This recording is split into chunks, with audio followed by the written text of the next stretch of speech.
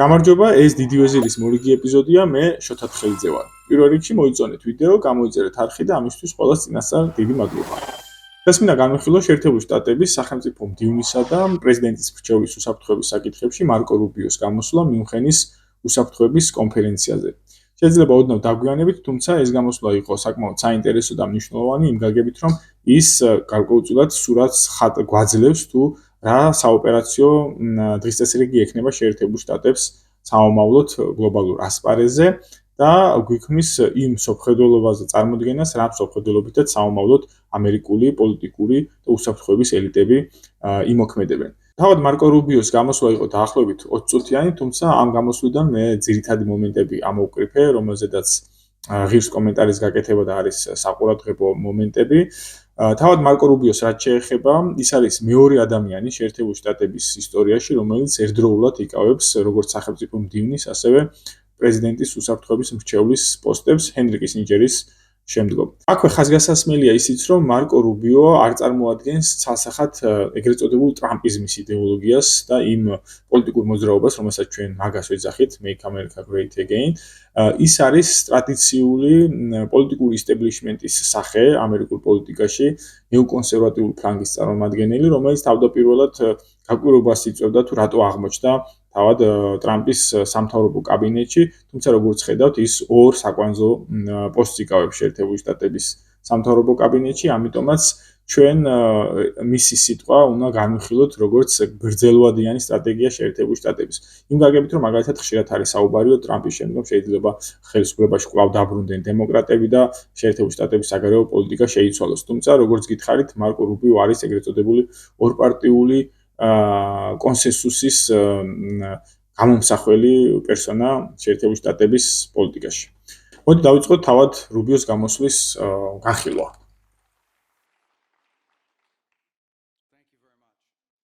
ის სამარცხვინო კედელი, რომელმაც ეს ერი ორად გაყო, დაინგრა და მასთან ერთად ბოროტი იმპერიაც.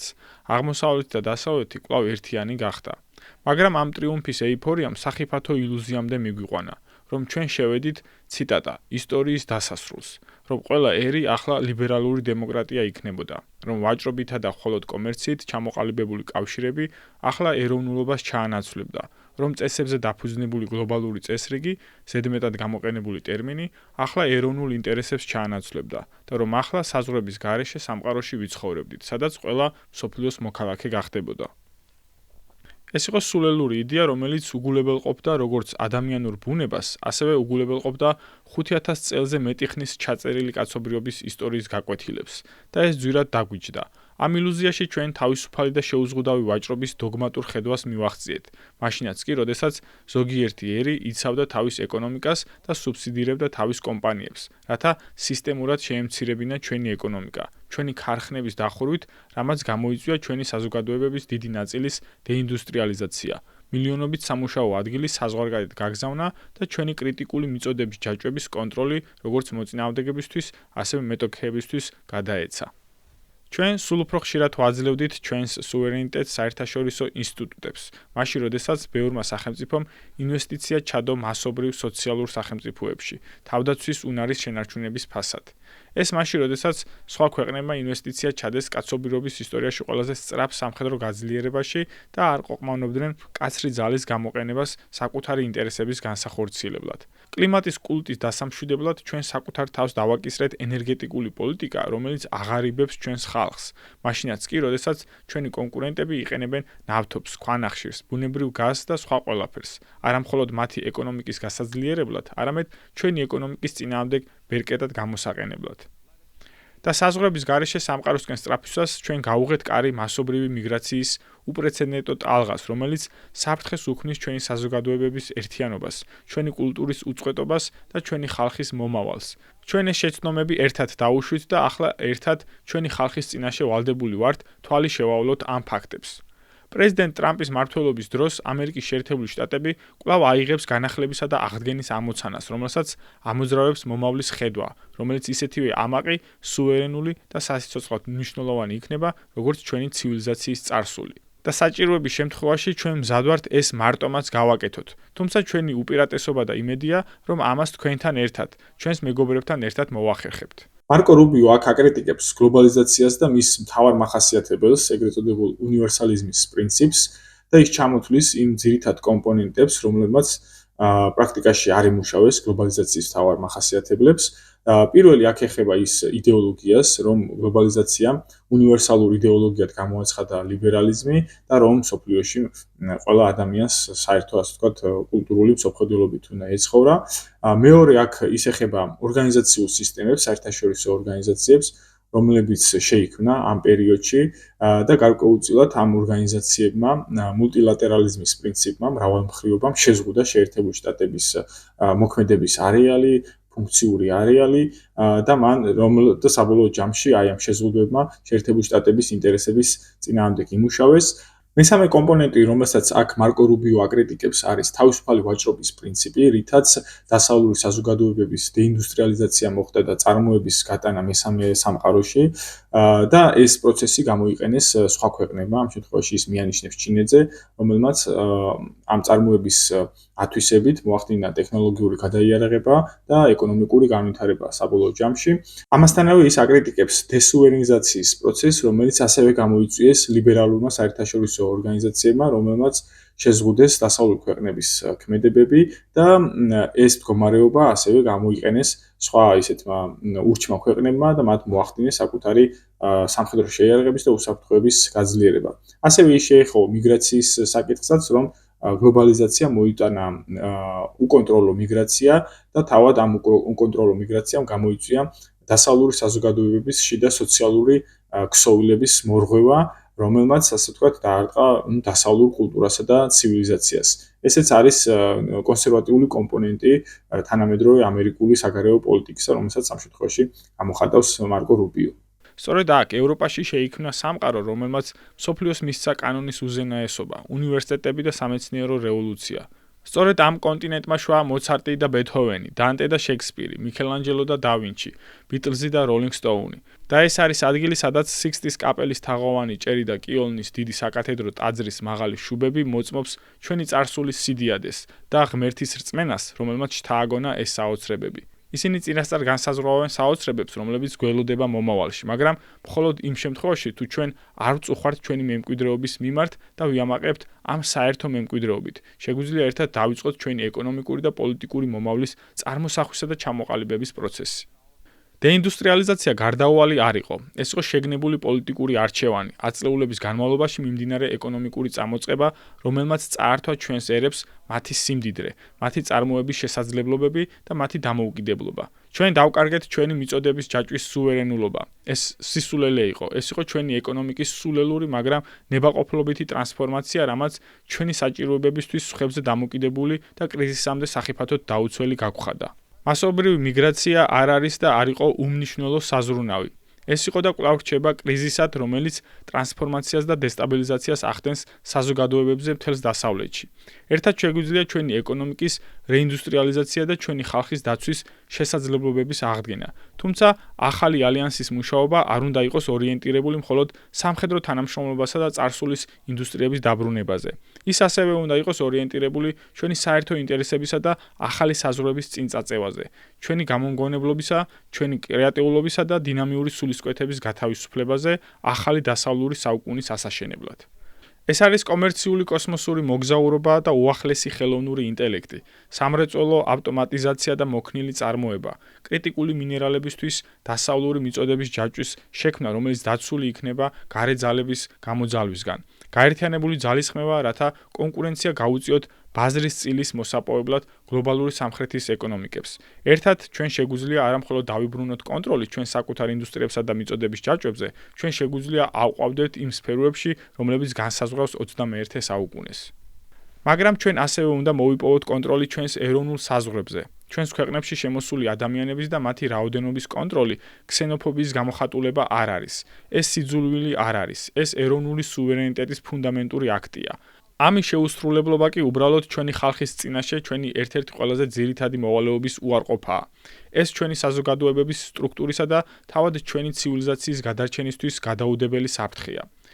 აქ მარკო რუბიო საკუთარ ევროპელ კოლეგებს შეახსენებს იმ საწყისებს თუ საფუძვლებს თუ რაზე დაშენდა ევროპული ცივილიზაცია, იქნება ეს რენესანსი, განმანათლებლობის ეპოქა, ევროპული მოდერნი და შეახსენებს ასევე იმას, რომ თანამედროვე ევროპა არის ამ კულტურის მემკვიდრე, თუმცა ასევე ის აკრიტიკებს თანამედროვე ლიბერალურ პოსტმოდერნიზმს, რომელმაც დასავლური ცივილიზაცია მოიყვანა ამ კონდიციამდე, რომელსაც სასწრაფოდ ესაჭიროება განახლება და ხელახალი აღორძინება.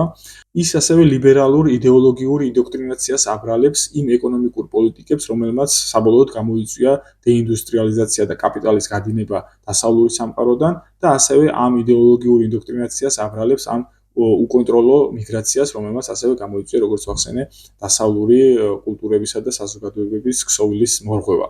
რუბიოს ეს კრიტიკა გარკვეულწილად ეხმიანება და გაგრძელება შეერთებული შტატების ვიცე-პრეზიდენტის ჯეი დი ვენსის გამოსვლის შარშან ამავე მიუნხენის უსაფრთხოების კონფერენციაზე, როდესაც მან ევროპულ ელიტებსა და საზოგადოებებს მოუწოდა, რომ დაუბრუნდნენ საკუთარ კულტურულ და ცივილიზაციურ საწყისებს და უარი თქვან ამ ლიბერალურ პოსტმოდერნიზმზე, რომელსაც გარკვეულწილად ჩიხში შეყავს დასავლური განვითარება. და ბოლოს, ჩვენ აღარ შეგვიძლია ეგრეთ წოდებული გლობალური წესრიგი ჩვენი ხალხისა და ერების სასიცოცხლო ინტერესებზე მაღლა დავაყენოთ. ჩვენ არ გვჭირდება უარი ვთქვათ ჩვენს მიერ შექმნილ საერთაშორისო თანამშრომლობის სისტემაზე და არ გვჭირდება ძველი წესრიგის გლობალური ინსტიტუტების დაშლა, რომლებიც ერთად ავაშენოთ. თუმცა ეს ინსტიტუტები რეფორმას მოითხოვს. ეს ინსტიტუტები ხელახლა უნდა აშენდეს. მაგალითად, გაერთიანებული ერების ორგანიზაციას ჯერ კიდევ აქვს უზარმაზარი პოტენციალი იყოს მსოფლიოში სიკეთის ინსტრუმენტი. თუმცა ჩვენ არ შეგვიძლია უგულებელყოფთ ის ფაქტი, რომ დღეს ჩვენს წინაშე არსებულ ყველაზე აქტუალურ საკითხებზე მას არ აქვს პასუხები და პრაქტიკულად არანაირი როლი არ უთამაშია. მას არ შეეძლო ღაზის ომის მოგვარება. ამის ნაცვლად, სწორედ ამერიკის ლიდერობამ გაათავისუფლა ტყვეები ბარბაროსებისგან და მყიფე ზავი დაამყარა. მან ვერ გადაჭრა ომი უკრაინაში. ამერიკის ლიდერობა და პარტნიორობა დასჭირდა ბევრ ქვეყანას, რათა ორი მხარე მოლაპარაკებების მაგიდასთან დავსდარიყვნენ და მშვიდობისთვის მიეღწიათ. ის უძლური იყო თეირანში რადიკალი შიიტი სასულიერო პირების ბირთვული პროგრამის შეზღუდვისთვის. ამისთვის საჭირო აღმოჩნდა 14 ბომბი, რომლებიც ზუსტად ჩამოაგდეს ამერიკულმა B2 ტიპის ბომბდამშენებმა და მას არ შეეძლო ვენესუელაში ნარკოტერორისტული და დიქტატორის მიერ ჩვენი უსაფრთხოებისთვის საფრთხის დაძლევა. ამის მისაღწევად ნარკოძებნილის სამართლიანობის წინაშე წარსადგენად ამერიკის სპეციალური ძალები აღმოჩნდა საჭირო. იდეალურ სამყაროში ყველა ეს პრობლემა და სხვა მრავალი დიპლომატიით და მკაცრად ჩამოყალიბებული რეზოლუციებით მოგვარდებოდა. თუმცა ჩვენ იდეალურ სამყაროში არ ვცხოვრობთ და არ შეგვიძლია გავაგრძელოთ იმ ადამიანების დაშვება, რომლებიც აშკარად და ღიად ემუქრებიან ჩვენს მოქალაქეებს და საფრთხეს უქმნიან ჩვენს გლობალურ სტაბილურობას. თავი დაიცვან საერთაშორისო სამართლის აბსტრაქციების მიღმა, რომლებსაც თავად არღვევენ. ეს არის გზა, რომელიც პრეზიდენტმა ტრამპმა და შეერთებულმა შტატებმა აირჩია. ეს არის გზა, რომელსაც ჩვენ გთხოვთ, რომ შემოგვიერთდეთ ევროპაში. ეს არის გზა, რომელზეც ადრეც ერთად ვიარეთ და ვიმედოვნებთ, რომ კვლავ ერთად ვივლით. რუბიო აქ კვლავ უბრუნდება საერთაშორისო ორგანიზაციების და ორგანიზაციული ფორმატების კრიტიკას, რომ თანამედროვე ტრანზიციულ ეპოქაში მულტილატერალიზმის, იგივე მრავალმხრივობის პრინციპი უკვე შეერთებული შტატების ინტერესებს აღარ ემსახურება და პირიქით საპირიწონეთ მას შემოაქვს უნილატერალიზმის, ანუ ცალმხრივობის პრინციპი, რომ შეერთებული შტატები დამოუკიდებლად გადასწყვეტს საკუთარ, ასე ვთქვათ, გლობალურ ინტერესებს და აი ამ საკითხების, ანუ ინტერესების გატარებაში მას შემოაქვს ძალის პრიმატი, რომ ამიერიდან ძალა, სამხედრო ძალა, ეგრეთ წოდებული hard power-ი იქნება ერთ-ერთი წამყვანი ინსტრუმენტი შეერთებული შტატებისთვის საერთაშორისო დონეზე ოპერირებისთვის და რეალურად ის ახსენებს, რომ იდეალიზმის ეპოქა, რომელშიც იგულისხმება ეს ორგანიზაციული კოლექტიური გადაწყვეტილებების მიღება და გარკვეულწილად თანასწორობის პრინციპი, ეს იდეალიზმის ეპოქა დასრულდა და რომ რეალურად ბრუნდება რეალიზმის ეპოქა საერთაშორისო ურთიერთობებში, რომ რეალიზმი დგას სწორედ ამ ძალის პრიმატზე. და მან ჩამოთვალა ის კონკრეტული მაგალითები, როდესაც შეერთებულმა შტატებმა მოახდინა საკუთარი ძალის დემონსტრირება და საკუთარი ინტერესების განხორციელება, იქნებოდა ეს ჰამასისგან ებრაელი ტყვეების გათავისუფლება, ვენესუელაში მადუროს მოტაცება, თუ ირანთან დაპირისპირებაში შესვლა და რომ ძალის პრიმატი ამ შემთხვევაში არის უფრო ეფექტური, სწრაფი და შეერთებული შტატების გლობალური ინტერესებისთვის ყველაზე, ასე ვთქვათ, რელევანტური საშუალება. მეორე მსოფლიო ომის დასრულებამდე 5 საუკუნის განმავლობაში დასავლეთი ფართოვდებოდა. ჩვენ მისიონერები, მომლოცველები, ჯარისკაცები, მკვლევრები, მისი სანაპიროებიდან ოკეანების გადასაკვეთად, ახალი კონტინენტების დასასახლებლად, მთელ მსოფლიოში გადაჭიმულ უზარმაზარი იმპერიების ასაშენებლად მიდიოდნენ. მაგრამ 1945 წელს კოლუმბის ეპოქის შემდგომ პირველად მან შემცირება დაიწყო. ევროპა ნანგრევებში იყო. ნახევარი რკინის ფარდის მიღმა ცხოვრობდა, დანარჩენი კი, როგორც ჩანდა, მალე მოჰყვებოდა. დიდი დასავლური იმპერიები საბოლოოდ დაკნინდნენ, რაც დაჩქარდა უღმერთო კომუნისტური რევოლუციებითა და ანტიკოლონიური აჯანყებებით, რომლებიც გარდაქმნიდნენ მსოფლიოს და მომავალ წლებში წითელ ნამგალსა და უროს რუკის უზარმაზარ ნაწილებზე გადაფარავდნენ. ამ ფონზე როგორც მაშინ, ასევე ახლა ბევრმა დაიჯერა, რომ დასავლეთის დომინირების ხანა დასრულდა და ჩვენი მომავალი განწირული იყო. მაგრამ ერთად ჩვენმა წინამორბედებმა აღიარეს, რომ დაკნინება არჩევანი იყო და ეს იყო არჩევანი, რომლის გაკეთებაზეც ისინი უარს ამბობდნენ. ეს არის ის, რაც ჩვენ ერთად გავაკეთეთ ერთხელ ადრე და ეს არის ის, რისი გაკეთებაც სურს პრეზიდენტ ტრამპს და შეერთებულ შტატებს ახლა თქვენთან ერთად. და სწორედ ამიტომ არ გვინდა, რომ ჩვენი მოკავშირეები სუსტები იყვნენ. ჩვენ გვინდა მოკავშირეები, რომლებსაც შეუძლიათ საკუთარი თავის დაცვა, რათა არც ერთ მოწინააღმდეგეს არასდროს შეექმნას ცნუნება ჩვენი კოლექტიური ძალა გამოსცადოს. სწორედ ამიტომ არ გვინდა, რომ ჩვენი მოკავშირეები დანაშაულის გრძნობითა და სირცხვილით იყვნენ შებოჭილნი. ჩვენ გვინდა მოკავშირეები, რომლებიც ამაყობენ თავიანთი კულტურითა და მემკვიდრეობით, რომლებსაც ესმით, რომ ჩვენ ერთი და იგივე დიდი და კეთილშობილი ცივილიზაციის მემკვიდრეები ვართ და რომლებიც ჩვენთან ერთად მზად არიან და შეუძლიათ მისი დაცვა. ერთბაშად ყველაზე მოულოდნელი, საინტერესო და კრიტიკის საგანი გახდა მარკო რუბიოს გამოსვლის სწორედ ეს მონაკვეთი, როდესაც მან ხაზი გაუსვა იმპერიული ეპოქის ნოსტალგიას, რომ მაგალითად მე-18-მე-19 საუკუნეში, მე-20 საუკუნის დასაწყისში დასავლური იმპერიები იყვნენ მოწოდების სიმაღლეზე, რომ ისინი იყვნენ ცალსახა დომინანტები გლობალური მასშტაბით და მათ შეეძლოთ პოლიტიკური ლიდერობა გაეწიათ საერთაშორისო სისტემაში და რეალურად მან გამოხატა სინანული იმის შესახებ, რომ ეს სტატუს-კვო დღეს აღარ არსებობს და ერთ-ერთი გარდამტეხი მოვლენა აი ამ უწყვეტი გაფართოებისა, განვითარებისა დასავლური ცივილიზაციის გახდა მეორე მსოფლიო ომის დასასრული, როდესაც დასავლური ცივილიზაცია პირველად შეეჩახა სისტემურ წინააღმდეგობას და მან ახსენა ეგრეთ წოდებული უღმერთო კომუნისტები, აქ სავარაუდოდ მოიაზრებოდა საბჭოთა კავშირი და კომუნისტური ჩინეთი და რომ ამ ბლოკმა მოახდინა იმ იმპერიული რესურსების დასუსტება და შემცირება, რომელიც მათ გააჩნდათ მე-19 საუკუნეში. მთავარი კრიტიკის საგანი აქ მიემართება იმას, რომ იმპერიული ეპოქა ხასიათდებოდა გლობალურ დონეზე ტოტალური უთანასწორობით, როდესაც იმპერიული ძალები იდგნენ მასობრივ და სისტემურ ჩაგვრასა და ექსპლუატაციაზე და ამით ინარჩუნებდნენ ისინი საკუთარ პრივილეგირებულ სტატუს-კვოს და ასევე მეორე კრიტიკა მიემართება იმას, რომ მარკო რუბიო აქ მოუწოდებს საკუთარ ევროპელ კოლეგებს, რომ ყოფილი ევროპული იმპერიები არ უნდა გამოხატავდნენ სინანულს საკუთარი წარსულისა და ქმედებების მიმართ, რომლებიც მათ ჩაიდინეს მე-19 საუკუნეში, მე-20 საუკუნის დასაწყისში, აქ იგულისხმებოდა მაგალითად აფრიკული და აზიური ეთნოწმენდები თუ გენოციდები, რაც ასევე გახდა როგორც ახსენე, გაკვირვების, გაბრაზების და ესეთი საზოგადოებრივი კრიტიკის საგანი. კრიტიკის მესამე ხაზი მიემართება იმას, რომ მარკო რუბიომ ევროპელებს მოუწოდა, რომ აღადგინონ ეს ისტორიული სტატუს-კვო, არ შეცვლეთ საკუთარი ისტორიის და ისტორიაში ჩადენილი ქმედებების, რომლებშიც მოიაზრება ძალისმიერი ჩაგვრა და ექსპლუატაცია მესამე სამყაროს ქვეყნებისა და რითაც აირიბად მიანიშნა, რომ სამომავლოდ მსგავსი ტიპის საგარეო პოლიტიკები მისაღები იქნება შეერთებული შტატებისთვის და ევროპელებს მოუწოდა, რომ აი მსგავსი ტიპის საგარეო პოლიტიკებში შეუერთდნენ შეერთებულ შტატებს. ჩვენ გვინდა ალიანსი, რომელიც მზადაა დაიცვას ჩვენი ხალხი, დაიცვას ჩვენი ინტერესები და შეინარჩუნოს მოქმედების თავისუფლება, რომელიც საშუალებას გვაძლევს თავად განსაზღვროთ ჩვენი ბედი და არა ისეთი, რომელიც არსებობს გლობალური კეთილდღეობის სახელმწიფოს სამართავად და წარსული თაობების სავარაუდო ცოდვების გამოსასყიდად. ალიანსი, რომელიც არ დაუშვებს მისი ძალაუფლების აუთსორსინგს, შეზღუდავს ან დაუქვემდებარებს მის კონტროლს მიღმა არსებულ სისტემებს. ისეთი, რომელიც არ არის დამოკიდებული სხვებზე მისი ეროვნული ცხოვრების კრიტიკული საჭიროებებისთვის და ისეთი, რომელიც არ ინარჩუნებს თავაზიან პრეტენზიას, რომ ჩვენი ცხოვრების წესი მხოლოდ ერთ-ერთია მრავალთა შორის და რომელიც მოქმედებამდე ნებართვას ითხოვს და უპირველეს ყოვლისა ალიანსი, რომელიც დაფუძნებულია იმის აღიარებაზე, რომ ჩვენ დასავლეთმა ერთად მივიღეთ მემკვიდრეობა, ის რაც ერთად მივიღეთ არის უნიკალური, გამორჩეული, შეუცვლელი, რადგან ეს ბოლოს და ბოლოს ტრანსატლანტიკური კავშირის საფუძველია. ამ გზით ერთად მოქმედებით ჩვენ არამხოლოდ ხელს შევუწყობთ ჯანსაღი საგარეო პოლიტიკის აღდგენას, ის აღგვიდგენს საკუთარი თავის უფრო მკაფიო შეგრძნებას, ის აღადგენს ადგილს მსოფლიოში და ამით გაკიცხავს და შეაჩერებს ცივილიზაციური წაშლის ძალებს, რომლებიც დღეს როგორც ამერიკას, ასევე ევროპას ემუქრებიან. და დღეს აქ ვარ, რათა ნათლად განვაცხადო, რომ ამერიკა აყვავების ახალი საუკუნის გზას ადგენს და რომ ჩვენ კვლავ გვსურს ამის გაკეთება თქვენთან, ჩვენს ძვირფას მოკავშირეებთან და ჩვენს უძველეს მეგობრებთან ერთად.